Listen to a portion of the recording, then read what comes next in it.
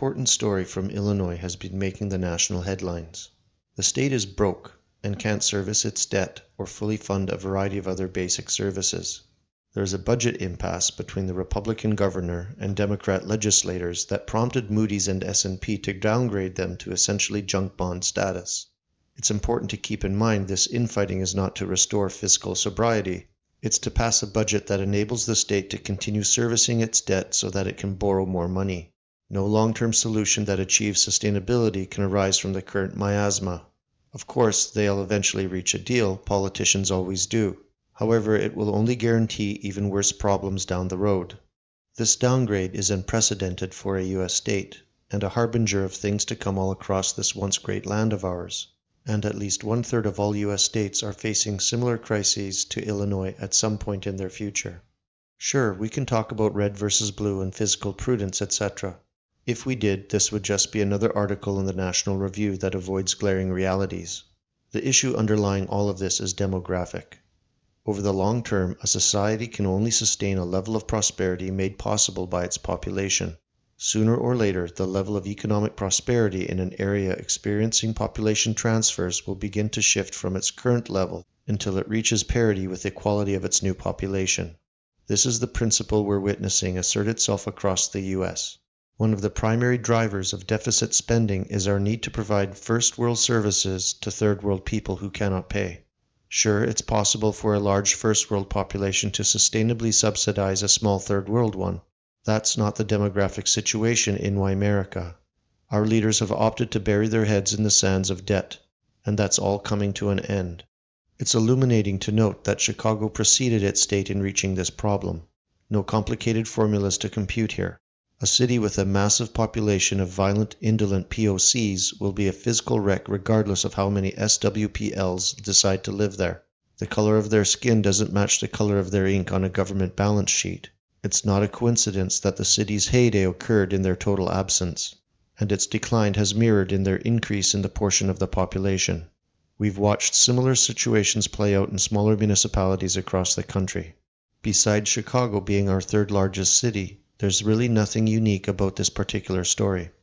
Glaring evidence indicates that the liberals recognize this problem. In economics, there's a concept known as revealed preference theory. In short, it means what people are thinking is demonstrated by what they do, not say. While you're not going to find any cultural Marxists declaring, "I don't want to live in a violent, dysfunctional shithole infested by Black and Latin gang members," that's pretty much what they're thinking. Last year alone, a net 80,000 people fled that doomed city, a preference revealed indeed. It would appear that they're not just leaving for more pleasant suburbs outside the city.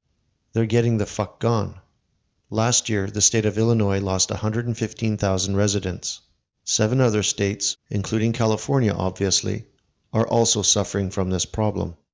It's easy to surmise who is leaving, staying, and arriving.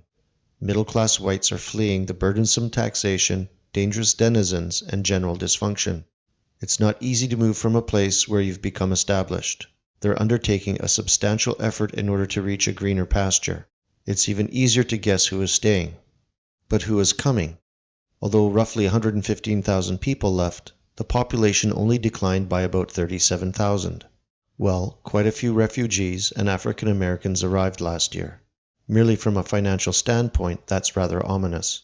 Sure, you can pay them less. To their employer, they make financial sense. However, to the taxpayer, they constitute an enormous and growing burden. SNAP benefits, Section 8 vouchers, and education don't pay for themselves. Regrettably, the unsustainability of subsidizing millions of poor brown people is obscured by colossal debts taken on by every level of government. If the costs started coming directly out of white wallets, then the cattle cars would have started rolling a long time ago. Thus, a state like Illinois finds itself caught up in a lethal population transfer. Each year, productive middle-class whites flee, depriving the state of revenue.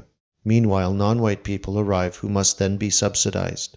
It's impossible for this not to end in disaster, but public discussion of the demographic element to state and local collapse is verboten. The mainstream media will only discuss this malaise in a short-term physical context, as if the demographic drivers of the crisis are completely non-existent. It won't be long before many of these vibrant blue states will look to the federal government for authorization to declare bankruptcy. A Republican House of Representatives will be unlikely to bail them out. It seems that asking for the ability to declare bankruptcy will soon be the sole option, regardless of how angry the bondholders get.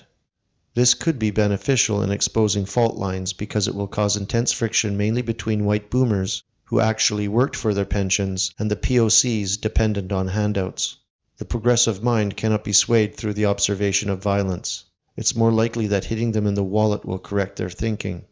The market chaos created by a cascade of these failures should also be highly disruptive to the current order. These are two big reasons to feel hopeful about these impending disasters. In summation, the United States can be considered a flimsy tower with 50 floors, and each state as one of those floors. We focus on the national debt, because it's a big scary bomb on the rooftop that could detonate at any tiny interest rate. It distracts people from the fact that most of the floors are rigged with their own smaller explosives. And in the very near future, it's all gonna blow.